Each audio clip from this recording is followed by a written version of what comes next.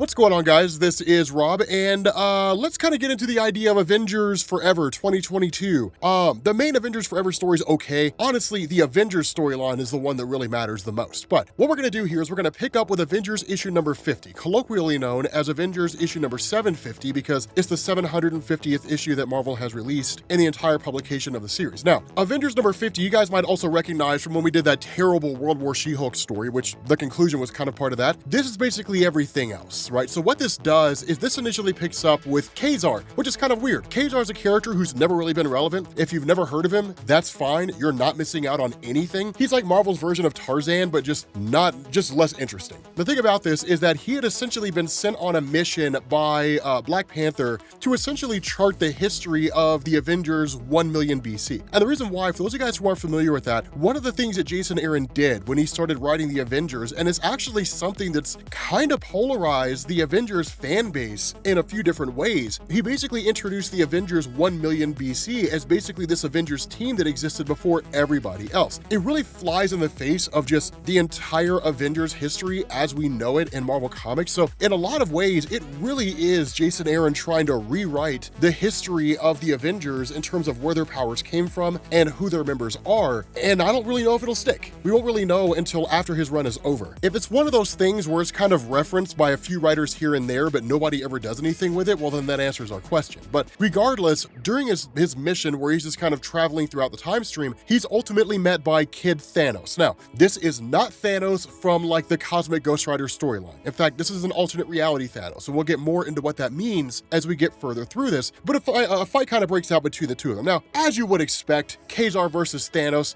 this guy's nowhere near on the level of Thanos. And in fact, he would have been killed had it not been for the arrival of the Avengers 1 million BC. So obviously, this is Kazar in the main Marvel universe, just back at an earlier point in time, which makes sense because if this is a mission he's going to undertake for Black Panther, might as well start with their own Earth and then just kind of work outwards from there, or just kind of move forward from there. So the result of this is that in this fight between the two, you don't really see a whole lot that goes on, right? Instead, you kind of skip past that whole stupid World War She-Hulk conclusion. And then you ultimately get to basically when they defeat him. Now, the reality here is we don't need to see the Avengers 1 million defeat Kid Thanos because it wouldn't really be any measure of a fight anyway. And so he's ultimately sent back to his own time, right? Sent back to where it was that he came from. And that's really kind of it, right? Now, one of the things to know is that while the Avengers sort of celebrate for a moment and then ultimately Odin and Phoenix look like they get to knock in some boots, that what you actually have here is Doctor Doom watching everything. Now, the cool thing about this is not Doctor Doom as we know him. Instead, he's actually met by Mephisto. Now, this is one of the other parts of what it was that Jason Aaron was doing, is that when Tony Stark was sent back in time to the early days of human history, and really around the time of about 1 million years ago, he encountered Mephisto. What we didn't know exactly at the time, but what we learned later on, is that what Mephisto was trying to do was seed the thoughts of like doubt into the mind of Tony Stark, and basically get him to turn against his own heroes or his own friends once he got back in time. Even almost trying to convince Tony Stark there'd be no way for him to return back to the present timeline. Of course, Tony Stark did, but the schemes of Mephisto didn't work, right? Trying to bargain a deal with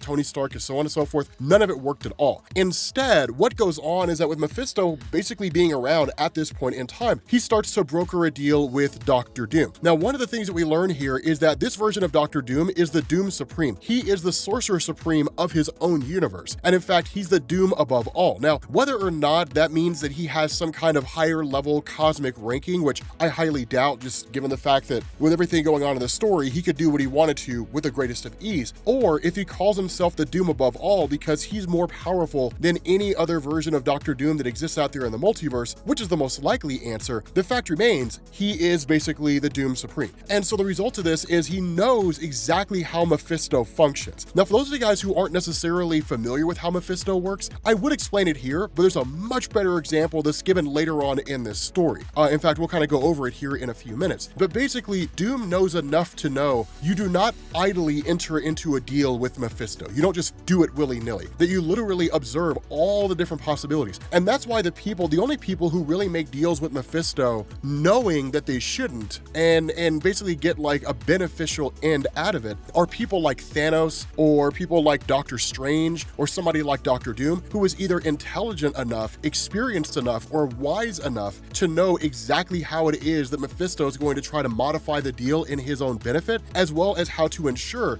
that can't be done and to get the deal to work out in their own favor. So that's why you don't really see a whole lot of people entering into bargains with Mephisto. But again, we'll talk a little bit more about that here in a minute. The overall gist of this is that the conversation between the two, of course, is that Dr. Doom has no interest in Mephisto, right? He's like, I mean, he knows who he is, but he doesn't really have any respect for him. I shouldn't say interest. He has no respect for Mephisto. And that the result of this is that with Dr. Doom saying, like, I know exactly who you are, I know exactly what you're about, Mephisto just readily admits, I mean, I've tried to do this. I don't know what it is about this Earth in this universe, but for whatever reason, the heroes just can't be corrupted, right?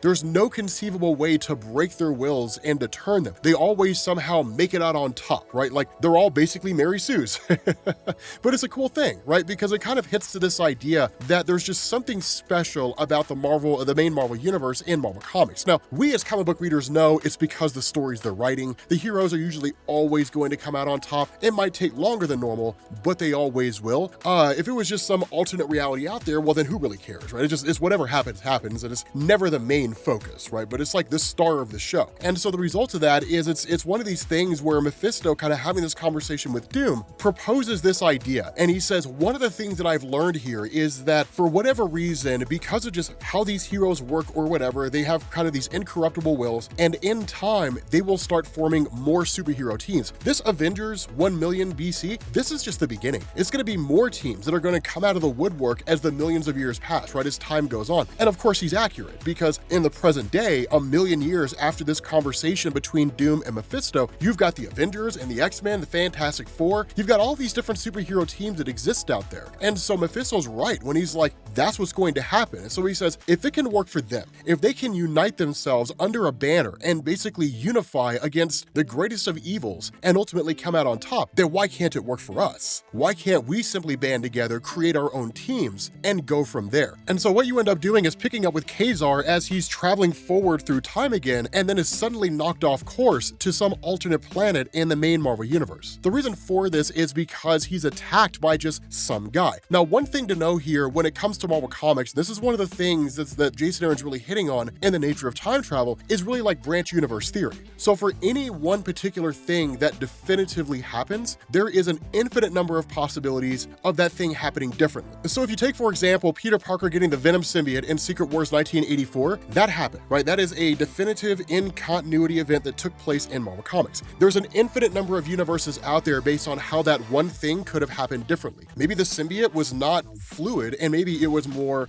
rigid, so it looked more like an Iron Man suit. Maybe the symbiote was like green instead of black. There's all different kinds of possibilities that exist out there. As a quick bit of a sidetrack, this kind of goes into a little discussion about like alternate timelines versus alternate universes, because a lot of you guys have been asking me about that, so I figured we could probably throw it in here. Maybe I'll make a bigger video on that at a future point in time. The short and sweet answer to this is that an alternate timeline is an event that happens, or a reality that comes into existence because an event that happened in the main Marvel universe happened differently. So going back to our example of Peter Parker, Venom, Secret Wars 1984, say for example that Venom symbiote was blue. That's an alternate timeline, because whatever it is that took place in the creation of that original symbiote did not lead to it being black. It led to it being blue. So that's an alternate timeline where that happens. Everything else is still basically the same. It's just the color of the symbiote is different. So that branched off. I don't know. Null changed his mind halfway through creating the symbiotes and said, let's make them the all blue instead of the all black. I have no idea. But an alternate universe or an alternate reality, wholly separate kettle of beans. This is an instance where a universe comes into existence as part of just the creation of the larger multiverse and does not have an origin point that's tied to the main Marvel universe itself. So if, for example, you had an alternate reality out there where everybody was animated, that's an example of an alternate reality that is not an alternate timeline. There's never been an instance in the history of any of the characters in the main Marvel universe, at least as far as it being universe-wide, where they were all animated and then stopped being animated. And somehow that animated alternate universe is just a continuation of what would have happened had they stayed animated. That's never been the case. And so that's just an alternate universe that came into existence that does not have a direct tie to anything going on regarding the main Marvel universe itself. So hopefully that kind of clears that up, but back into the main story itself, right? I don't want to dilly-dally too long on that. Back into the main story itself, what you have here is this guy, of course, who just kind of shows up out of nowhere and basically just gets into this great big huge fight with Kazar. And it's kind of a cool thing here, because what we're actually going to do is we're going to backpedal here in a minute, and we're going to talk about Robbie Reyes because he's really important. But this fight between the two is pretty significant, specifically because this this guy is actually revealed to be an alternate reality version of Howard Stark. Now, the truth about this, and what's kind of cool, is when it comes to these different evil versions of characters from across the multiverse, this is probably one of the only times in this whole story where we actually get an origin for him. When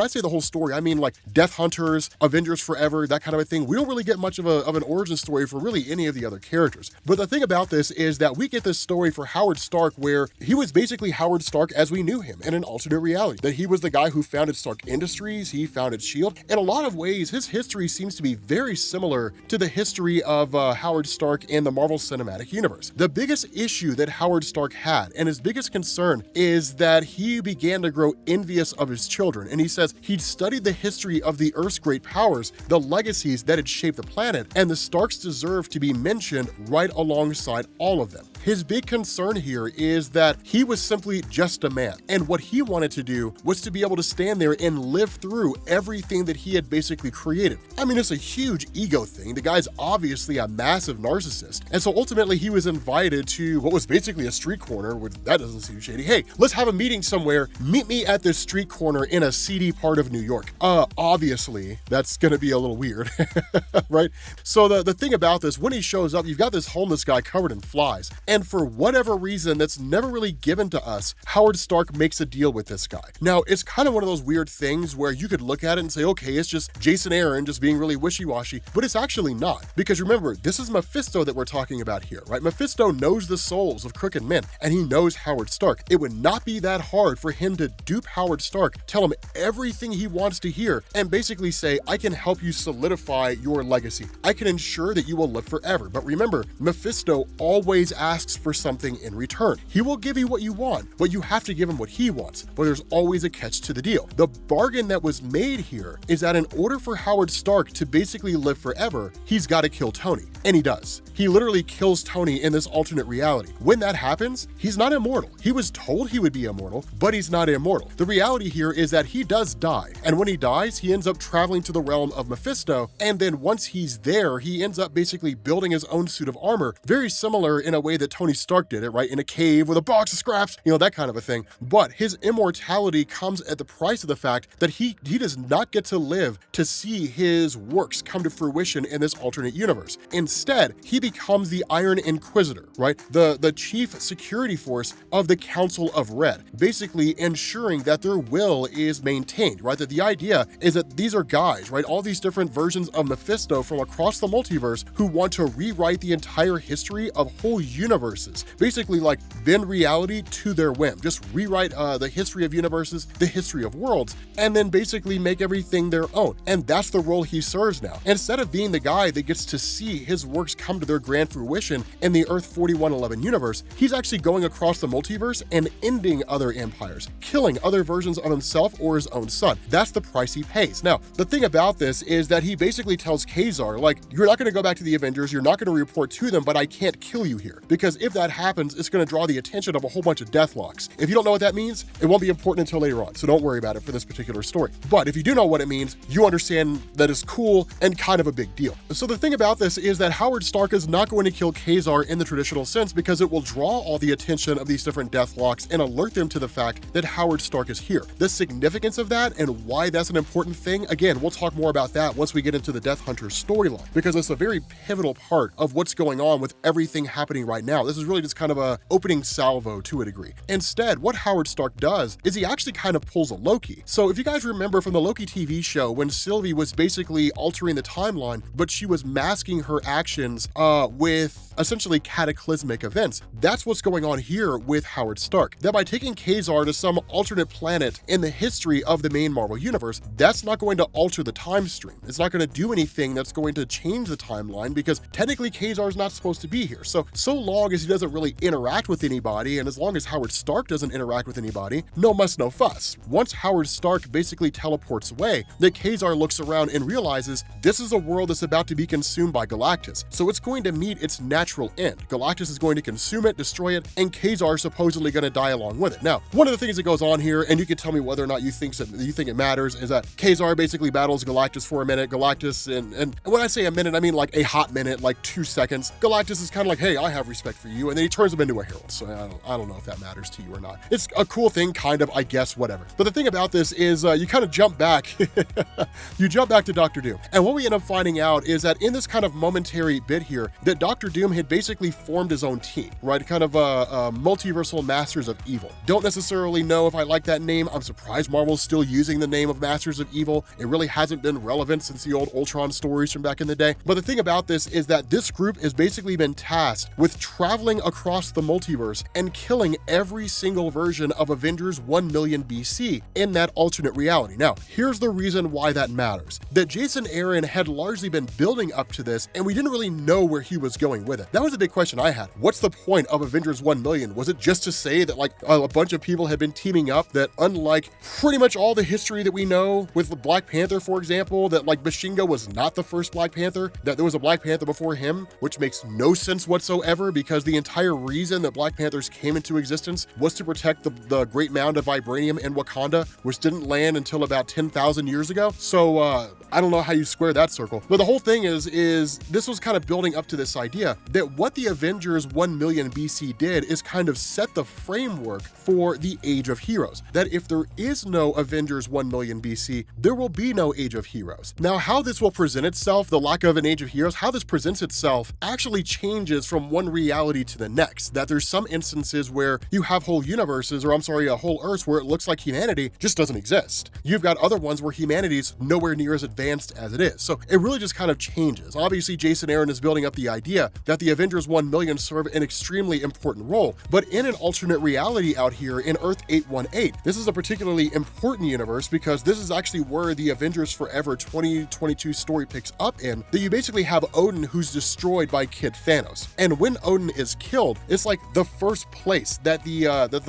multiversal Masters of Evil basically pick up at. Now, for those of you guys who are reading Avengers Forever 2022 and were also a little concerned about what was going on with Robbie Reyes, the overall gist here is that Robbie Reyes has just had these struggles sleeping. He's just been waking up from like these really, really harsh nightmares, right? His energy or his powers are just kind of getting carried away with him, right? Like it's almost like he's losing himself. And this has really, kind of required him to face his own mortality. That and the events of like Moon Knight becoming the Phoenix and Khonshu and all that kind of stuff, that was also a part of it as well. And so what you end up finding out here is the reason why Robbie Reyes' powers are kind of going nuts is because he's being sought after as the Omniversal Avenger by what are essentially or seem to be the various Deathlocks that are out there. The other thing that goes on is that Robbie Reyes is actually snatched away, that he's basically yanked away from this particular universe and is sent to the Earth 818 universe. Now, this, like, their arrival here is 1 million years after the multiversal Masters of Evil had killed the Avengers 1 million BC, right? So they're not still lingering around. It wasn't a battle that just happened or anything like that. A lot of time has passed, but this is one of those depictions that are out there where the Deathlock basically says, like, our purpose here as these Deathlocks is to essentially travel out according to the wishes of Avenger Prime and grab those individuals out there who stand the best possible chance of defeating the multiversal Masters of Evil, right? The absolute most powerful and dangerous, deadliest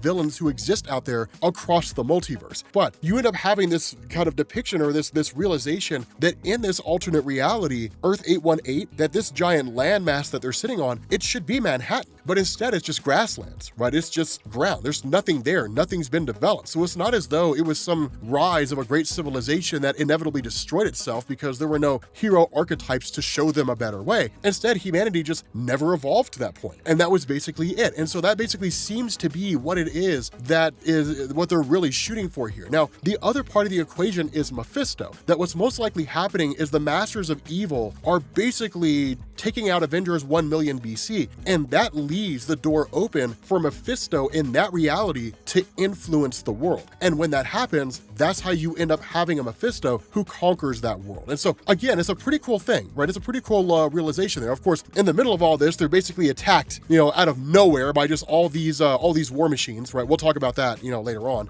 in a different video. But at that point, you basically switch over to the main Marvel universe when the multiversal Masters of Evil arrive. And when they show up here, the Orb appears. Kind of the weirdest selection by Jason Aaron, but it also kind of makes sense, right? As the guy who had a major hand in like the whole original cinematic significant event. And when I say the event, I mean everything that went on with Original Sin, not just writing it, but like having a hand in how everything was organized and structured. Remember, the orb is the one that took possession of one of the Watcher's eyes. Where Nick Fury was the one who killed the Watcher, the orb used the eye of the Watcher to blast the whole world with basically everybody's secrets. It's how Captain America realized he was a part of the Illuminati, but his mind was wiped and he was kicked out by Doctor Strange at the request of Tony Stark, just all that stuff. And so ever since the death of the original Watcher in Original Sin, before, or at least going into Jonathan Hickman's Avengers, New Avengers, like during all that stuff, that the orb kind of became like a new Watcher to a degree, where he literally just ogles. Well, he just stares and ogles.